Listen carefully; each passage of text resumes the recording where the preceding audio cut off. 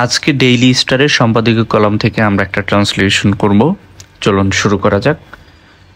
এই যে একটা হেডিংস দেখতে পাচ্ছি, when revolutions forget why they began, অর্থাৎ এটা হচ্ছে একটা হেডিং বা একটা শিরোনাম বা একটা হেডলাইন। হ্যাঁ, তো এই হেডলাইনগুলো এরকমভাবে থাকে যেটা প্রেজেন্ট টেন্সে হয়। কোন টেন্সে হয়? প্রেজেন্ট টেন্সে হয়।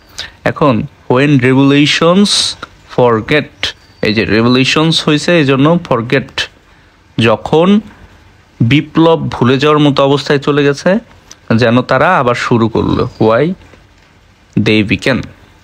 তো চলুন দেখা যাক ভিতরে কি আছে। অল সোসাইটিস ক্যারি, প্রত্যেক সমাজ ক্যারি করে, উইদিন দেম, তাদের মধ্যে, দ্য সিডস অফ ট্রান্সফরমেশন, ট্রান্সফরমেশনের বীজ। সিডস মানে কি? বীজ।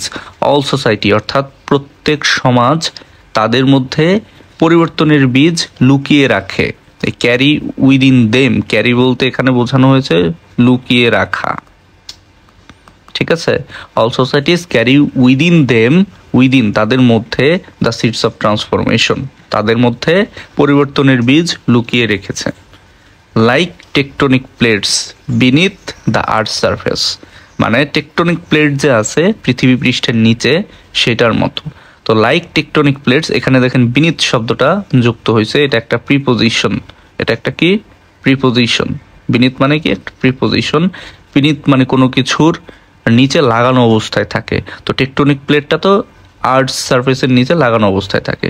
তাহলে বিষয়টা হলো like tectonic plates beneath the earth surface, ভূপৃষ্ঠের নিচে লাগানো অবস্থায় যেই টেকটনিক প্লেট থাকে সেটার মতো। The political and moral foundations মানে কি? রাজনৈতিক এবং মোরাল ফাউন্ডেশনস মানে নৈতিক ভিত্তি, রাজনৈতিক এবং নৈতিক ভিত্তি অফ আ সোসাইটি, একটা সমাজের। অফেন শিফট, মাঝে মধ্যে পরিবর্তন হয়। শিফট মানে কি? পরিবর্তন হওয়া বা এক জায়গা থেকে অন্য জায়গায় চলে যাওয়া বা স্থানান্তরিত হওয়া। ইন সাইলেন্স, নীরবে, নীরবে এক জায়গা থেকে অন্য জায়গায় পরিবর্তিত হয়। Until the pressure becomes unbearable, until মানে যতক্ষণ না পর্যন্ত, আনটিল শব্দটা যতক্ষণ না পর্যন্ত, until the pressure becomes unbearable, চাপ যতক্ষণ পর্যন্ত না অসহনীয় পর্যায়ে চলে যায়। আনবেয়ারেবল মানে অসহনীয় পর্যায়ে চলে যায়। অ্যান্ড অ্যান আর্থকোয়েক ইরাপ্টস, যতক্ষণ পর্যন্ত না আর্থকোয়েক হয়, বিস্ফোরিত হয়। ইরাপ্ট মানে কি বোঝাবে? বিস্ফোরিত হওয়া। ইরাপ্ট, ইরাপ্ট মানে কি? বিস্ফোরিত হওয়া। যতক্ষণ পর্যন্ত কিনা একটা আর্থকোয়েক হয় ততক্ষণ পর্যন্ত এটা ঘটে না। দ্যাট ইরাপশন, এই বিস্ফোরণ, ইজ হোয়াট, সেটা হলো উই কল চেঞ্জ, এই বিস্ফোরণকে আমরা কি বলে থাকি ভাই? চেঞ্জ বলে থাকি। কিসের চেঞ্জ? রেভলিউশন। মানে চেঞ্জটা কেমন হতে পারে? রেভলিউশন, বিপ্লব। রিফর্ম মানে পরিমার্জন বা পরিবর্তন, এরকম কিছু বোঝায়, সংস্কার টাইপের। রেবেলিয়ন, এই ওয়ার্ডটা আমরা সবাই জানি রেবেল হিসেবে। কাজী নজরুল ইসলামী যা রেবেল পয়েট মানে বিদ্রোহী কবি, সেখানে রেবেলিয়ন মানে বিদ্রোহ। আর রেজিস্ট্যান্স, রেজিস্ট্যান্স মানে কি? রেজিস্ট্যান্স মানে হচ্ছে to stay strong against some difficulties, মানে প্রতিরোধ করা, এরকম বোঝায়।